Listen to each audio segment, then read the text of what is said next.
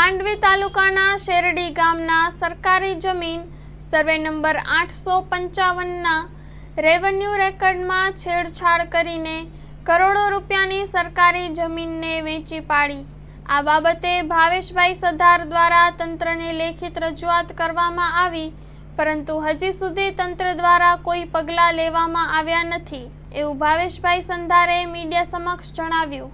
Story report by Pankaj Kabira, Nakhatrana. મારું નામ ભાવેશ સંઘાર।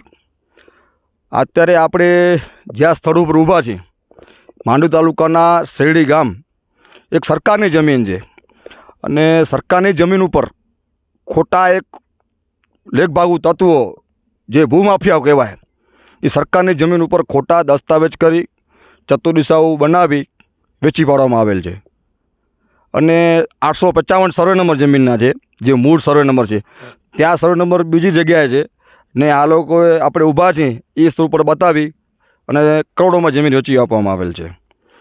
આપણે કલેક્ટરમાં આપણે અરજી કરેલ છે, મામલતદાર સાહેબ પાસે અરજી કરેલ છે ને પ્રાંત અધિકારીને પણ અરજી કરેલ છે। એને 2 મહિના થઈ ગયા, હજુ સુધી કોઈ અધિકારી આમનો રિવ્યૂ લીધો નથી કોઈ સર્કલ ઓફિસર સ્થળ ઉપર પંચનામું કરવા આવેલ અને જાણ કરીએ છીએ તો એ લોકો કહે છે અમારા પાસે કોઈ અરજી આવેલ નથી તમારી।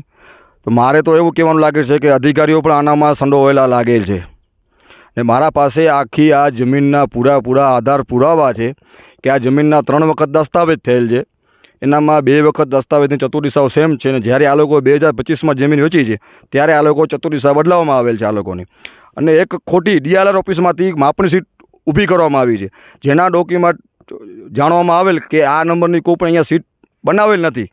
આ લોકોએ સરકારી ડોક્યુમેન્ટમાં પણ છેડછાડ કરવામાં આવેલ છે, એટલે આ લોકો ઉપર કાયદેસરના પગલાં લેવાય એવી મારી માંગ છે।